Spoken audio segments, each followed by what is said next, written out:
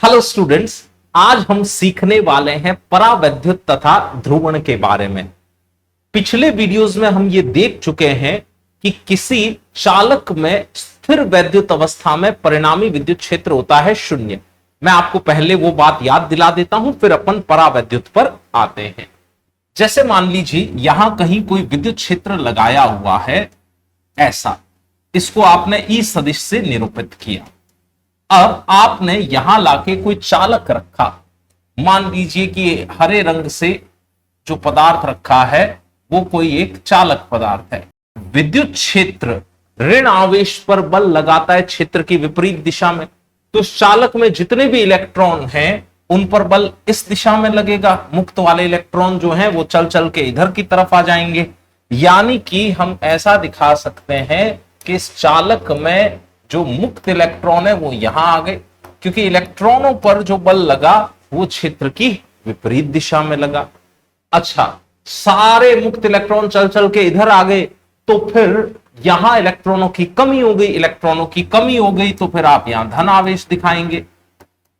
Plus से minus की तरफ अंदर एक विद्युत क्षेत्र बनेगा। आपने मान लो इसको नाम दे दिया ई अंदर वाला, जो प्लस से माइनस की तरफ बना। अब चालक में बहुतायत में मुक्त इलेक्ट्रॉन पाए जाते हैं, तो यह विद्युत क्षेत्र इतना बनता है कि यह बाहर वाले विद्युत क्षेत्र को निरस्त कर देगा। मैं यह कहना चाह रहा हूं कि यह विद्युत क्षेत्र बाहर वाले विद्युत क्षेत्र को निरस्त कर देगा। तो अंदर अगर कोई आपसे ई नेट पूछे तो वो शून्य आने वाला है। यह है चालक के लिए बातचीत। ठीक है, ये बात हमने यहां लिख भी रखी है। जब किसी चालक को आपने बाह्य विद्युत क्षेत्र में रखा है तो चालक के मुक्त आवेशवाहक गति करके अपने आप को इस प्रकार समायोजित कर लेंगे कि अंदर परिणामी विद्युत क्षेत्र शून्य हो जाएगा और चालक में मुक्त इलेक्ट्रॉन आराम से गति कर सकते हैं। ठीक है, अब हम बात करते हैं परावैद्युत पदार्थों के बारे में। मान लीजिए, फिर वही शुरुआत करते हैं अपन। आपने बाहर से एक विद्युत क्षेत्र लगाया जिसको आपने ई नाम दिया। आप यहां कोई पदार्थ रखते हैं जो परावैद्युत है। बच्चों, परावैद्युत का मतलब कुचालक पदार्थ है। परावैद्युत का मतलब आप उसे कुचालक पदार्थ लेंगे, है ना। अब इस परावैद्युत के अंदर इलेक्ट्रॉन मुक्त गति करने के लिए स्वतंत्र नहीं होते हैं। ये बात देखिए यहां लिखी हुई है। चालकों की तुलना में परावैद्युतकों में कोई आवेशवाहक नहीं होते, या मानोगे तो भी आप नगण्य आवेशवाहक मानोगे। अब ये वाला विद्युत क्षेत्र यहां उपस्थित ऋण आवेशों पर बल लगाएगा विपरीत दिशा में। यानी कि आप इधर इधर इधर माइनस आवेश तो दिखाएंगे, लेकिन पिछली स्थिति की तुलना में कम दिखाएंगे।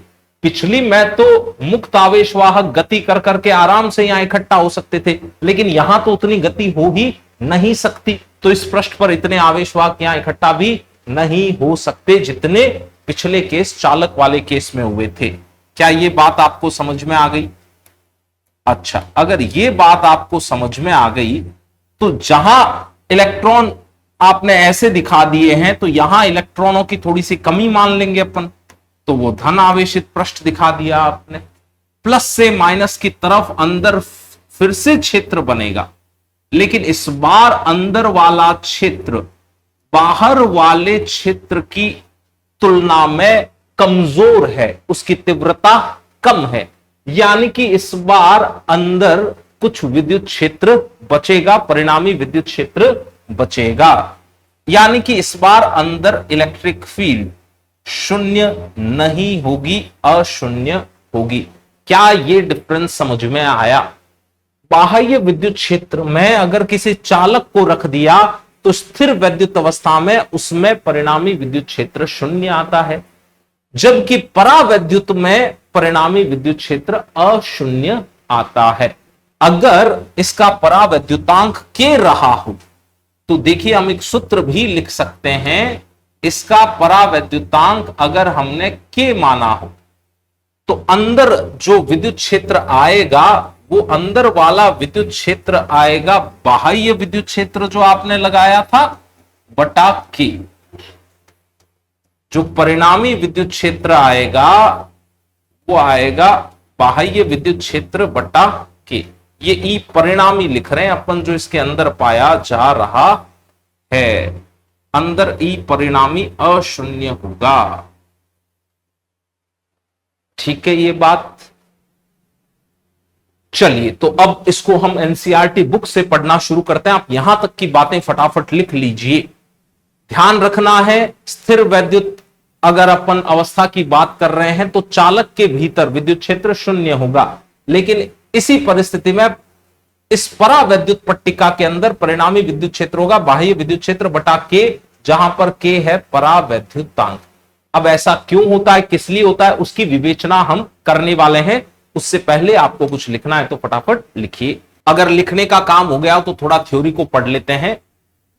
परावैद्युत अचालक पदार्थ होते हैं, इनमें धारा का चालन नहीं होता है, क्योंकि इनमें मुक्त आवेशवाहक नहीं पाए जाते, या थोड़े बहुत पाए भी जाते हैं तो वो मात्रा नगण्य होती है।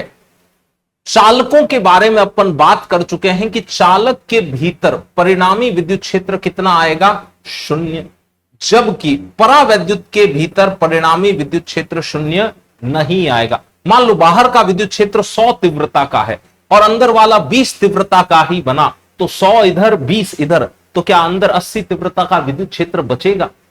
जबकि चालक में क्या होता था, बाहर से अगर आपने 100 न्यूटन प्रति कूलम तीव्रता का विद्युत क्षेत्र स्थापित कर रखा है तो अंदर भी 100 न्यूटन प्रति कूलम तीव्रता का ही विद्युत क्षेत्र बनता है। अगर आप जूम करके इस डायग्राम को ध्यान से देखें तो देखिए चालक वाली स्थिति के अंदर क्या ये दोनों सदिश एक दूसरे को एकदम निरस्त कर रहे हैं।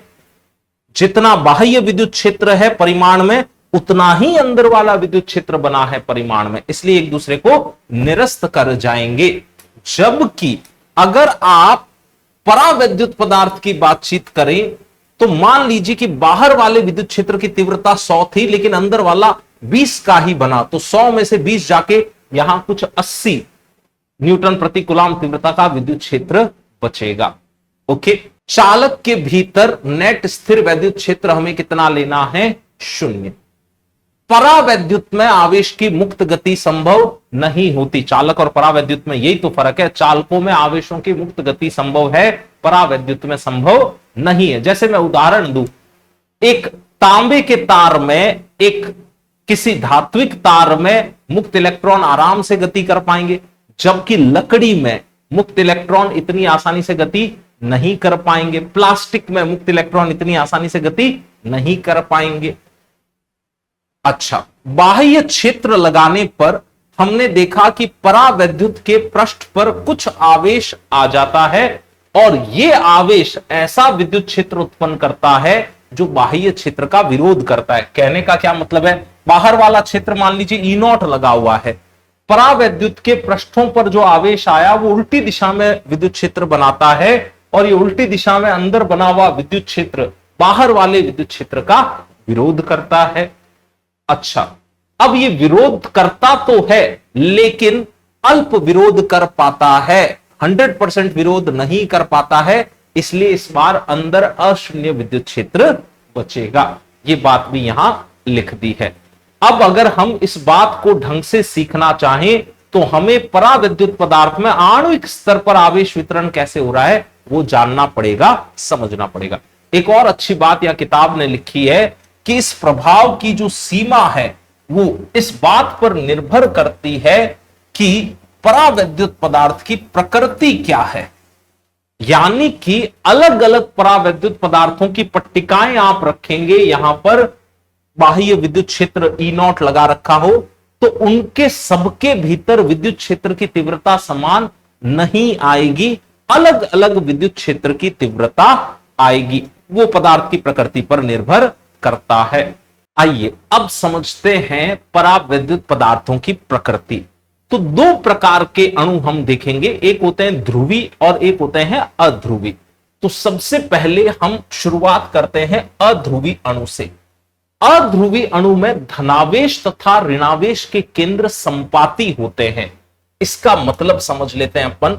जैसे मान लीजिए आप हाइड्रोजन से शुरुआत करें तो हाइड्रोजन के नाभिक में एक प्रोटॉन है और बाह्य कक्षा में एक इलेक्ट्रॉन ऐसे चक्कर लगा रहा है। अब जरा आप मुझे सोच के बताएं कि इस गोले का केंद्र कहां पर आएगा। ये इलेक्ट्रॉन यहां ऐसे गोल गोल पथ पर चक्कर लगा रहा है, इस गोले का केंद्र कहां आएगा? यहीं तो आएगा जहां धनावेश है। यानी कि धन आवेश का केंद्र और ऋण आवेश का केंद्र संपाती तो मान सकते हैं अपन। जरा सोचिए, इस गोले का केंद्र तो इस प्लस आवेश पर ही आ जाएगा। यानी कि आप ऐसा दिखाएंगे अध्रुवी अणु के लिए कि प्लस और माइनस केंद्र एक ही जगह है। यह अध्रुवी अणु को दिखाने का तरीका हो गया। धन आवेश तथा ऋणावेश के केंद्र संपाती होते हैं। अब धन आवेश और ऋणावेश के केंद्र संपाती हो गए, इसलिए इसमें कोई द्विध्रुव आघूर्ण नहीं आएगा। आपने पिछले वीडियोस देखे हैं, उसमें हमने वैद्युत द्विध्रुव के बारे में सीखा था। वैद्युत द्विध्रुव बनाने के लिए धन आवेश और ऋणावेश के मध्य आप 2a दूरी लिया करते थे ना, लेकिन यहां तो जहां धन आवेश का केंद्र है, ऋण आवेश का केंद्र भी वहीं आ गया, उनके मध्य दूरी 0 हो गई। तो फिर वैद्युत द्विध्रुव आघूर्ण कितना हो गया? इनका 0। यानी कि इसका वैद्युत द्विध्रुव आघूर्ण 0 है हाइड्रोजन का। अब एक हाइड्रोजन का 0 है वैद्युत द्विध्रुव आघूर्ण, तो इस H2 अणु के बारे में भी अगर बात करें तो इस H2 अणु का भी वैद्युत द्विध्रुव आघूर्ण कितना आने वाला है? 0। क्योंकि इस वाले अणु के भी प्लस और माइनस केंद्र तो संपाती है ना, तो द्विध्रुव आघूर्ण आ गया 0। CO2 की बात कर लेते हैं। ये बात शायद आपने केमिस्ट्री में सीख रखी है, पढ़ रखी है। CO2 के लिए अगर देखा जाए तो आप यहां पर ऑक्सीजन पर कैसा आवेश दिखाते हैं? ऋण आवेश। इस ऑक्सीजन पर भी आवेश कैसा दिखाते हैं? ऋण आवेश। मैं केमिस्ट्री की चर्चा कर रहा हूं। और इस कार्बन पर कैसा दिखाते हैं? धन आवेश। फिजिक्स में माइनस से प्लस की तरफ ऐसे क्या पी सदिश बनेगा? फिजिक्स में माइनस से प्लस की तरफ ऐसे क्या पी सदिश बनेगा? अब ये दोनों पी सदिश एक दूसरे को करने वाले हैं निरस्त, तो परिणामी द्विध्रुव आघूर्ण कितना आ गया? 0। मैं इस बात को आपको ऐसे समझा देता हूं, जैसे CO2 की अगर अपन बात करें तो इस CO2 के अंदर आपने जैसे C यहां दिखा दिया, O यहां दिखा दिया, एक और ऑक्सीजन आपने यहां दिखा दिया। इस ऑक्सीजन पर आपने डेल माइनस आवेश मान लिया, केमिस्ट्री के हिसाब से बात करें यहां आपने डेल माइनस आवेश मान लिया। इस कार्बन पर इधर आपने डेल प्लस दिखा दिया, इधर आपने डेल प्लस आवेश दिखा दिया। अब फिजिक्स के हिसाब से हम पी सदिश कहां दिखाते हैं? हम दिखाते हैं माइनस से प्लस की तरफ। तो एक पी सदिश मुझे इधर बनाना चाहिए माइनस से प्लस की तरफ, एक और पी सदिश मुझे इधर बनाना चाहिए माइनस से प्लस की तरफ। इन दोनों का परिमाण समान है, दिशा विपरीत है, तो ये दोनों एक दूसरे को निरस्त कर देंगे। यानी कि CO2 अणु का वैद्युत द्विध्रुव आघूर्ण कितना आने वाला है? 0। ऐसे अणु जिनका वैद्युत द्विध्रुव आघूर्ण 0 हो उन्हें हम नाम देते हैं अध्रुवी अणु। ठीक है, ये बात ये यहां लिखी हुई भी है बात कि इनमें कोई आंतरिक द्विध्रुव आघूर्ण नहीं होता है। उदाहरण दे रखे हैं ऑक्सीजन, हाइड्रोजन, ये सारे के सारे अध्रुवी अणु हैं। उदाहरण याद रखिएगा, इंपॉर्टेंट है। अब इसके बाद बात करते हैं हम ध्रुवी अणुओं के बारे में। ध्रुवी अणु वो होते हैं जिनमें धनावेश तथा ऋणावेश के केंद्र पृथक हो, जैसे H प्लस और Cl माइनस। H पे प्लस दिखाते हैं आप केमिस्ट्री में और Cl पे आप माइनस दिखाते हैं। अब माइनस वाला केंद्र देखिए यहां पर है, धन वाला केंद्र देखिए यहां पर है, तो माइनस और प्लस पृथक है ना, तो माइनस चिन्ह से प्लस की तरफ क्या पी सदिश ऐसे बनेगा? भाई बना के बताऊं, मैं इसे येलो कलर से बनाता हूं। माइनस से प्लस की तरफ क्या पी सदिश ऐसे बनेगा? फिजिक्स में सहमत हैं आप इस बात से? ऋण आवेश से धन आवेश की तरफ, तो इसमें कुछ अशून्य वैद्युत द्विध्रुव आघूर्ण है, इसलिए यह अणु कैसा अणु कहलाएगा? ध्रुवी अणु। ध्रुवीय अणु वो अणु होते हैं जिनका वैद्युत द्विध्रुव आघूर्ण अशून्य हो। एक और उदाहरण ले लेते हैं हम H2O का। H2O का अगर आप उदाहरण लें तो फिर वही केमिस्ट्री की बात, आप इस H पर मान लीजिए आवेश मानते हैं डेल प्लस, इस H पर आवेश मानते हैं डेल प्लस, इस ऑक्सीजन पर इधर आप आवेश दिखा रहे हैं डेल माइनस, इधर आप आवेश दिखा रहे हैं डेल माइनस। अब फिजिक्स में माइनस से प्लस की तरफ क्या आप द्विध्रुव आघूर्ण की एक दिशा दिखाएंगे? ऐसे ही माइनस से प्लस की तरफ यहां भी तो दिशा दिखानी पड़ेगी, माइनस से प्लस की तरफ। देखिए माइनस से प्लस की तरफ इन दोनों वैद्युत द्विध्रुवों का परिणामी वैद्युत द्विध्रुव आघूर्ण किस दिशा में आने वाला है? भाई लाल कलर से बना रहा हूं मैं उसे, क्या परिणामी वैद्युत द्विध्रुव आघूर्ण इस दिशा में आने वाला है? तो ये देखिए इसी दिशा में परिणामी वैद्युत द्विध्रुव आघूर्ण दिखा रखा है। ये बात आप केमिस्ट्री में भी पढ़ते हैं। तो इसमें ध्यान दिया हमने तो धन आवेश का जो केंद्र है वो ऋण आवेश के केंद्र से पृथक है। ऐसे ही इसमें धन आवेश का केंद्र ऋण आवेश के केंद्र से पृथक है। तो ध्रुवीय अणु वो अणु होते हैं जिनमें धनावेश और ऋण आवेश के केंद्र पृथक पृथक होते हैं और इनमें स्थायी द्विध्रुव आघूर्ण हुआ करता है, यानी कि इनमें परमानेंट डायपोल मोमेंट होता है। निश्चित तौर पर इनमें P पाया ही जाएगा, जबकि अध्रुवी अणुओं का P कितना होता है? शून्य। वैद्युत द्विध्रुव आघूर्ण होता था उनका शून्य और इनका होता है अशून्य। ठीक है, आगे बढ़ते हैं। इससे आपको कुछ लिखना हो तो लिखिए। आइए आगे बढ़े। किसी बाह्य विद्युत क्षेत्र में अध्रुवीय अणु के धनावेश और ऋणावेश विपरीत दिशाओं में विस्थापित हो जाते हैं और यह विस्थापन तब रुकेगा जब अणु के आवेशों पर बाह्य बल और अणु के आंतरिक क्षेत्रों के कारण लगने वाले बल एक दूसरे को क्या कर दें? निरस्त कर दें। और इस स्थिति में अणु में एक प्रेरित द्विध्रुव आघूर्ण बन जाता है, विकसित हो जाता है। उस स्थिति में आप कहते हैं कि परावैद्युत पदार्थ का ध्रुवण हो गया है। ये बात मैं आपको अगले पेज पे समझाता हूं, आप चाहें तो ये थ्योरी अपनी बुक से लिख सकते हैं। मान लीजिए कि हमारे पास कोई अध्रुवी अणु है। ये वो अवस्था है जब आपने बाह्य विद्युत क्षेत्र नहीं लगा रखा। बाह्य विद्युत क्षेत्र जब नहीं लगा रखा तो अध्रुवी अणु के धन आवेश और ऋणावेश के केंद्र संपाती होंगे। तो आप फोटो ऐसे ऐसे ऐसे दिखाएंगे, अध्रुवी अणु का धनावेश और ऋणावेश का केंद्र संपाती है। अब मान लीजिए आपने बाह्य विद्युत क्षेत्र इस दिशा में लगा दिया। अगर बाह्य विद्युत क्षेत्र आपने इस दिशा में लगा रखा है तो यह विद्युत क्षेत्र ऋण आवेशों पर बल कहां लगाएगा? क्षेत्र की उल्टी दिशा में। तो ध्यान दीजिए, पहले धन और ऋण आवेश के केंद्र संपाती थे, लेकिन अब ऋण आवेश पर बल इधर लग रहा है और धन आवेश पर बल लग रहा है क्षेत्र की दिशा में। यानी कि धन आवेश क्षेत्र की दिशा में विस्थापित होगा और ऋण आवेश क्षेत्र की उल्टी दिशा में विस्थापित होगा। तो क्या यह फोटो ऐसा बन जाएगा? देखिए, धन आवेश थोड़ा आगे सरक गया इधर, ऋण आवेश थोड़ा पीछे सरक गया इधर, तो क्या फोटो ऐसा बन जाएगा विद्युत क्षेत्र लगाने पर? मेरी बात आपको समझ में आई होगी। ऐसा आप हर अणु के लिए देख सकते हैं। मान लो ये वाले अणु की बात करें तो अगर विद्युत क्षेत्र लगा दिया तो ये धन आवेश विद्युत क्षेत्र के कारण आगे की दिशा में बल का अनुभव करके, मान लीजिए थोड़ा सा आपने इसको आगे सरका दिया, और ऋण आवेश पर बल आप दिखाएंगे विद्युत क्षेत्र की उल्टी दिशा में, तो देखिए ऋण आवेश थोड़ा सा पीछे सरक गया।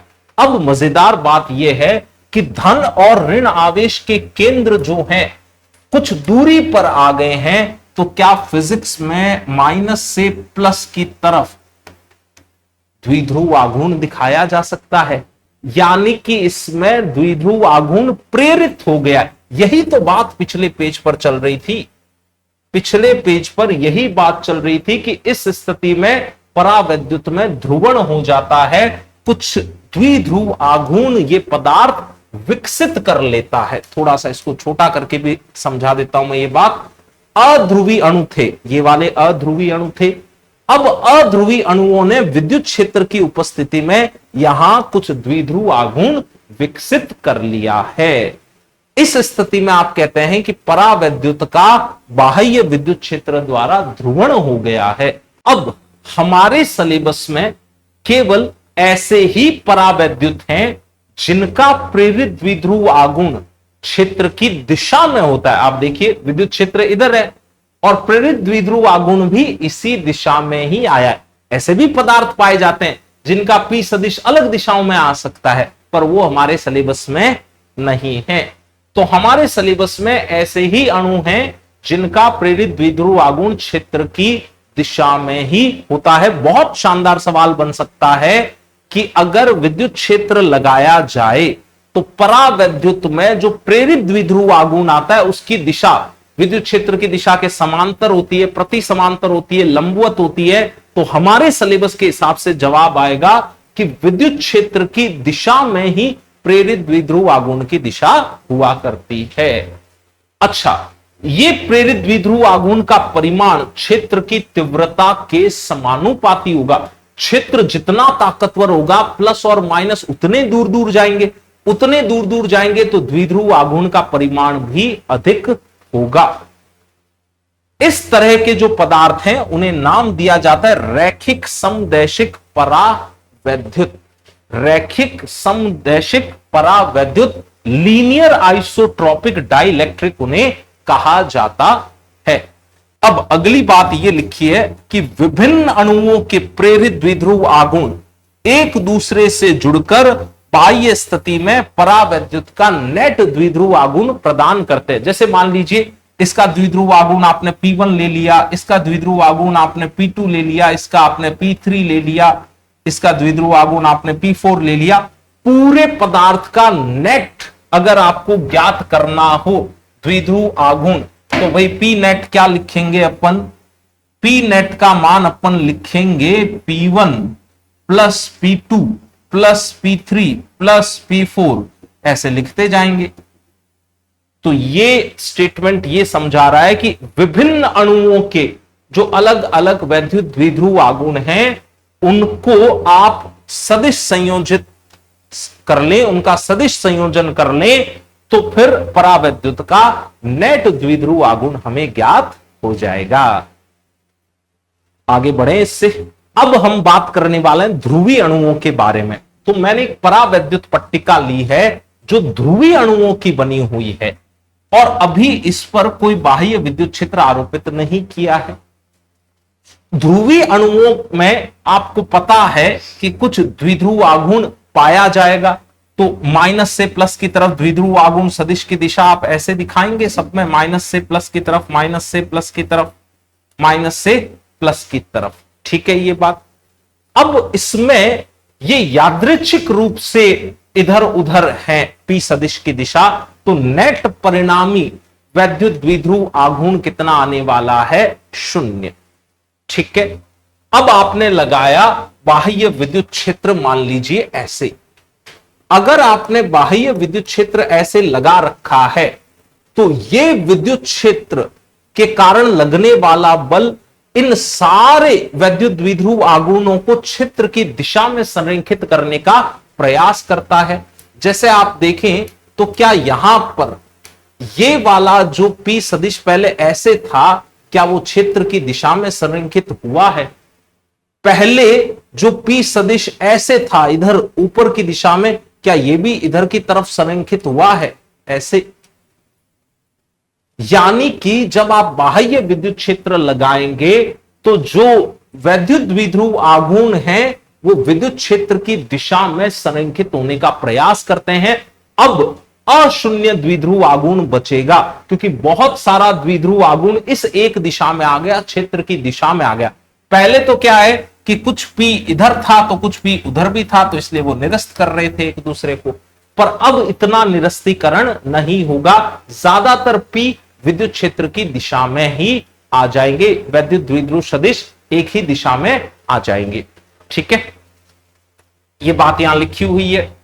तापीय विक्षोभ के कारण, पहले तो ये यादृच्छिक थे, वातावरण में जहां ये रखे हुए हैं वहां आसपास कुछ तापमान है, उस तापमान के कारण ये रैंडम इधर उधर ओरिएंटेड थे, इधर उधर इनका अभिविन्यास था। बाद में आपने बाह्य क्षेत्र लगाया तो ये अलग अलग द्विध्रुव आघूर्ण जो हैं वो क्षेत्र के साथ संरेखित होने लगते हैं। जैसे जैसे क्षेत्र के साथ संरेखित होने लगेंगे, इनका योग आप करते जाएंगे तो बाह्य क्षेत्र की दिशा में एक नेट द्विध्रुव आघूर्ण पाया जाएगा। देखिए 100% संरेखित नहीं होंगे, कुछ मान लो इधर पड़े रहे, पर ज्यादातर अणु जो हैं वो संरेखित होने का प्रयास करते हैं विद्युत क्षेत्र की दिशा में। एक दो हो सकता है इधर उधर अलग दिशाओं में भी अपने आप को रखे, पर मोटा मोटी ज्यादातर अणु प्रयास ये करते हैं कि उनका द्विध्रुव आघूर्ण विद्युत क्षेत्र की दिशा में संरेखित हो जाए। जैसे मान लो क्लास टीचर ने क्लास में कहा सारे बच्चे बोर्ड की तरफ देखें, तो ज्यादातर बच्चे जो ओबीडियंट होते हैं वो बोर्ड की तरफ देखना शुरू कर देते हैं, पर कुछ तो नालायक होते ही हैं, वो इधर उधर ताड़ते रहते हैं। ऐसे ही विद्युत क्षेत्र लगने पर कुछ वैद्युत द्विध्रुव इधर उधर ताड़ते रहेंगे। ज्यादातर वैद्युत द्विध्रुव की जो दिशा है वो बाह्य विद्युत क्षेत्र की दिशा में आ जाएगी। ठीक है, अब हम ये कहेंगे कि परावैद्युत ध्रुवित हो गया, यानी कि बाह्य विद्युत क्षेत्र की उपस्थिति में अध्रुवी अणुओं वाला परावैद्युत भी ध्रुवित होता है और ध्रुवीय अणुओं वाला परावैद्युत भी ध्रुवित हो जाता है। हालांकि यहां दो चीजें एक साथ चलती है। ताप के कारण तो ये सारे पी सदिश इधर उधर यादृच्छिक दिशाओं में अभिविन्यासित होना चाहेंगे, और बाह्य विद्युत क्षेत्र के कारण ये सारे पी सदिश जो हैं वो विद्युत क्षेत्र की दिशा में संरेखित होना चाहेंगे। इनमें से क्षेत्र वाला जो पार्ट है, क्षेत्र वाला जो हिस्सा है वो प्रबल है, तो अंततः ये इधर संरेखित हो जाएंगे। और अगर आपने इसका तापमान जबरदस्त बढ़ा दिया तो फिर ये सारे इधर उधर पागलों की तरह अलग अलग दिशाओं में अभिविन्यासित हो जाएंगे। तो ध्रुवण की सीमा दो बातों पर निर्भर करती है। नंबर एक कि आपने बाह्य विद्युत क्षेत्र कितना तगड़ा लगाया है। विद्युत क्षेत्र जो है वो अलग अलग पी सदिशों को विद्युत क्षेत्र की दिशा में संरेखित करने का प्रयास करेगा। और दूसरा, तापीय ऊर्जा इनके पास कितनी है। अगर तापीय ऊर्जा बहुत ज्यादा हुई तो इनके अभिविन्यास इधर उधर होंगे, परिणामी वैद्युत द्विध्रुव आघूर्ण शून्य आ जाएगा। अगर ये वाला प्रबल हुआ वैद्युत बल तो ये इनको एक दिशा में संरेखित करा लेगा, यानी कि अब परावैद्युत ध्रुवित हो जाएगा। अब एनसीईआरटी बुक ये कहती है कि व्यापक रूप में संरेखण प्रभाव ध्रुवीय अणुओं के लिए ज्यादा महत्वपूर्ण होता है। व्यापक रूप में बात करें तो ये जो संरेखण प्रभाव है बाह्य विद्युत क्षेत्र की दिशा में, पी सदिश जो है वो खुद को ई सदिश की दिशा में संरेखित करने की कोशिश करते हैं। ये ज्यादा प्रभावशाली होता है तापीय प्रभाव की तुलना में। ये बात किताब ने लिखी हुई है। तो इस प्रकार किताब कहती है कि दोनों ही प्रकरणों में, चाहे ध्रुवीय हो अथवा अध्रुवी, परावैद्युत को अगर बाह्य विद्युत क्षेत्र में रखें तो वो एक नेट द्विध्रुव आघूर्ण विकसित कर लेते हैं। ये बात दिखाऊं वापस से, देखो इसमें नेट द्विध्रुव आघूर्ण आ गया और इस वाले में भी तो आ गया, माइनस से प्लस, माइनस से प्लस, माइनस से प्लस। तो नेट द्विध्रुव आघूर्ण क्या बाह्य विद्युत क्षेत्र की दिशा में इसमें भी आ गया। तो चाहे अध्रुवी अणु हो चाहे ध्रुवीय अणु हो, दोनों में ही एक नेट वैद्युत द्विध्रुव आघूर्ण विकसित हो जाएगा। ठीक है, अब एक परिभाषा है यहां पर P। इस P को कहा जाता है किसी पदार्थ का प्रति एकांक आयतन द्विध्रुव आघूर्ण। एकांक आयतन लीजिए किसी पदार्थ का और उसका कितना द्विध्रुव आघूर्ण है उसको नाम दिया जाता है ध्रुवण। ये P जो है वो ध्रुवण को निरूपित करता है। रैखिक समदेशिक परावैद्युतों के लिए जो P है वो बाह्य विद्युत क्षेत्र की तीव्रता के समानुपाती आया करता है।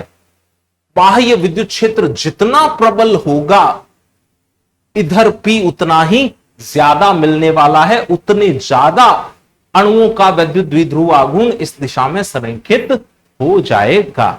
अब जब आप समानुपाती हटाएंगे तो यहां नियतांक आएंगे और एक यहां नियतांक आता है आपका काई ई। इस काई ई को कहते हैं परावैद्युत माध्यम की वैद्युत प्रवृत्ति या इलेक्ट्रिक ससेप्टिबिलिटी। ये काई ई जो है वो पदार्थ के आणविक गुणों पर निर्भर करता है, यानी कि अलग अलग पदार्थों का काई ई अलग अलग होगा, पर एनसीईआरटी कहती है कि हम इस पर यहां अधिक चर्चा नहीं करेंगे, मतलब इससे आगे की चर्चाएं हमारे सिलेबस में नहीं है। आगे यहां तक बात आपको समझ में, तो इससे आगे बढ़ते हैं। फिर अब हम एक परावैद्युत पदार्थ लेके उसका अध्ययन कर रहे हैं। मान लीजिए आपने बाह्य विद्युत क्षेत्र इधर लगाया और जो P सदिश है वो संरेखित हो गया अलग अलग अणुओं का बाह्य विद्युत क्षेत्र की दिशा में, ऐसे ये P सदिश इधर संरेखित हो गया।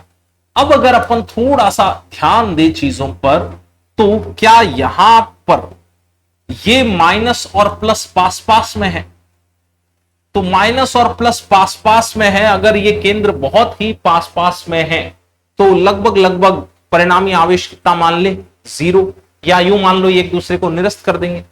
ऐसे ही क्या अगले माइनस प्लस भी एक दूसरे को निरस्त कर देंगे क्या? ये वाले माइनस प्लस भी एक दूसरे को निरस्त कर देंगे, ये वाले माइनस प्लस भी एक दूसरे को निरस्त कर देंगे। ऐसा पदार्थ में हर जगह होता गया, ये पास पास वाले प्लस माइनस एक दूसरे को निरस्त करते गए। अगर ये पास पास वाले प्लस माइनस एक दूसरे को निरस्त करते गए तो आप ध्यान से देखें तो केवल किनारों किनारों पे ही तो आवेश बचा हुआ दिखाई देगा, बाकी तो निरस्त हो गया, plus minus plus minus plus minus. इसलिए इस पट्टिका के एक तरफ पृष्ठ पर आपको धन आवेश दिखाई देगा, इस पट्टिका के एक तरफ आपको ऋण आवेश दिखाई देगा। इधर ऋण आवेशित क्यों हुई पट्टिका? विद्युत क्षेत्र इधर है तो ऋण आवेश कहां जाना चाहेंगे? विद्युत क्षेत्र की विपरीत दिशा में जाना चाहेंगे, और धन आवेशों पर जो बल लगता है वो विद्युत क्षेत्र की दिशा में लगता है। और इस पृष्ठीय आवेश घनत्व को आप सिग्मा पी, या इधर दिखाना चाहें तो माइनस सिग्मा पी से दिखाएंगे। यहां पी जो है वो पोलराइजेशन के लिए लिखा गया है, ध्रुवण के लिए लिखा गया है। ध्रुवण के कारण इस पृष्ठ पर ये आवेश उपस्थित हुए हैं। आ गई बात समझ में? तो इसको भी देख लेते हैं। बुक ने लिखा है बाह्य क्षेत्र के कारण इस पृष्ठ पर आवेश प्रेरित होते हैं, और इस प्रकार परावैद्युत में कुल क्षेत्र उस प्रकरण की तुलना में जिसमें परावैद्युत नहीं है कम हो जाता है। यह बड़ी इंपॉर्टेंट बात है। ये क्या कहना चाह रहे हैं वो मैं यहां समझा रहा हूं। मान लीजिए कि कोई परावैद्युत नहीं रखा हुआ है, तो यहां विद्युत क्षेत्र की तीव्रता E है। अब इसी विद्युत क्षेत्र में लाके अगर आपने कोई परावैद्युत पट्टिका रख दी जिसका परावैद्युतांक मान लीजिए K है, अब इस पट्टिका के अंदर अगर विद्युत क्षेत्र की तीव्रता पूछे, E अंदर या E परिणामी, E नेट अगर अंदर कोई पूछे, तो बाहर जितना विद्युत क्षेत्र था परावैद्युत की अनुपस्थिति में बटा K, ये बात यहां लिखी हुई है। कुल क्षेत्र उस प्रकरण की तुलना में जिसमें कोई परावैद्युत नहीं है, परावैद्युत नहीं है तो उस प्रकरण में तो विद्युत क्षेत्र है E, और परावैद्युत रखा हुआ है तो अंदर विद्युत क्षेत्र हो गया E बाई K, यानी कि कम हो गया है। अच्छा, एक और खास बात एनसीईआरटी ने लिखी है कि पृष्ठीय आवेश घनत्व जो आया है वो मुक्त आवेशों के कारण नहीं आया है, वो परिबद्ध आवेशों के कारण आया है। भाई परावैद्युत में तो मुक्त आवेश पाए नहीं जाते, तो ये जो पृष्ठीय आवेश घनत्व यहां आपको किनारों पर दिखा इस पट्टिका में, यहां धन वाला हिस्सा दिख गया, यहां पर आपको ऋण वाला हिस्सा दिख गया, ये हिस्सा आया है बद्ध आवेशों के कारण, परिबद्ध आवेशों के कारण। मुक्त आवेशों के कारण नहीं आ सकता, क्योंकि परावैद्युत में तो मुक्त आवेश पाए ही नहीं जाते हैं। मैं उम्मीद करता हूं कि आपको यह बात समझ में आई होगी। इसमें बहुत सारी थ्योरी है। मैं आपसे यह भी रिक्वेस्ट करता हूं कि आप अपने नोट्स खुद बनाएं, और फिर भी अगर आपको कोई डाउट हो तो आप कमेंट बॉक्स में लिखिए, मैं उसका रिप्लाई करूंगा, मैं उसका जवाब दूंगा। वीडियो अगर अच्छा लगा हो तो प्लीज इसे लाइक कीजिएगा, अपने दोस्तों तक इसे पहुंचाइएगा, और चैनल को भी सब्सक्राइब कीजिएगा। Stay awesome.